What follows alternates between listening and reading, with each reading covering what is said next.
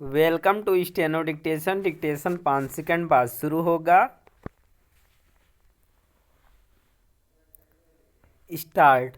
चुनावी चंदे का विवाद राजनीतिक दलों के लिए गले की हड्डी बनता जा रहा है।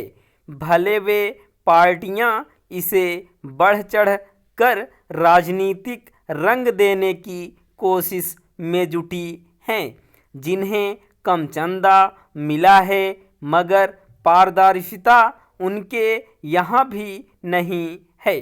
चाहे वे राष्ट्रीय दल हों या क्षेत्रीय, सब ने अज्ञात स्रोतों से चंदा हासिल किया है।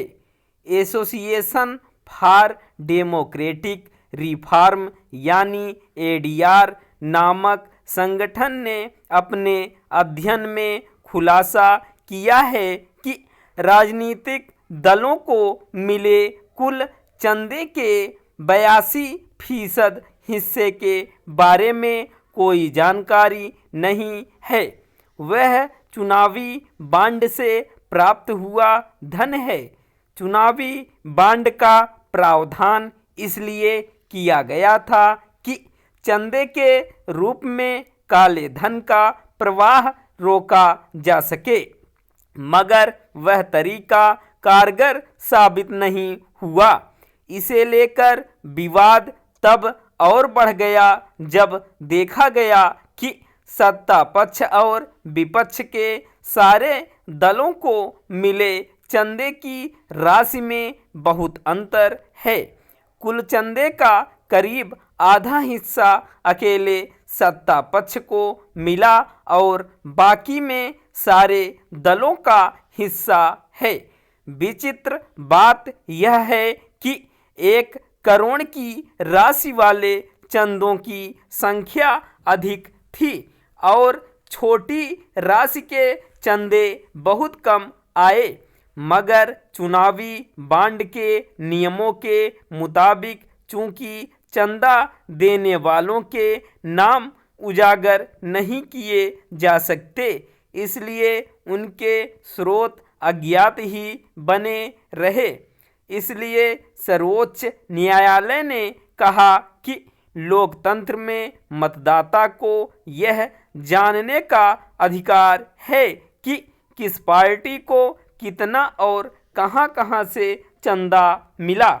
हालांकि पिछले महीने सर्वोच्च न्यायालय ने चुनावी बांड को असंवैधानिक करार देते हुए उस पर रोक लगा दी और भारतीय स्टेट बैंक से 3 हफ्ते के भीतर वे सारे नाम निर्वाचन आयोग को सौंपने को कहा, जिन्होंने पिछले 5 वर्षों में राजनीतिक दलों को चंदे दिए हैं। मगर स्टेट बैंक ने सर्वोच्च न्यायालय में समय सीमा बढ़ाकर जून तक करने की फरियाद लगा दी। इसे लेकर स्वाभाविक ही एक नए तरह का विवाद शुरू हो गया। अब सर्वोच्च न्यायालय में गुहार लगाई गई है कि स्टेट बैंक की इस नाफरमानी पर अवमानना की कार्रवाई हो। देखने की बात है कि अदालत इस पर क्या रुख लेती है, मगर एनडीआर के अध्ययन से एक बार फिर यही जाहिर हुआ है कि चुनावी बांड का प्रावधान इसी मंशा से किया गया था कि राजनीतिक दल मनमाने तरीके से चंदा जुटा सकें और उसके बारे में लोगों को जानकारी भी न मिलने पाए।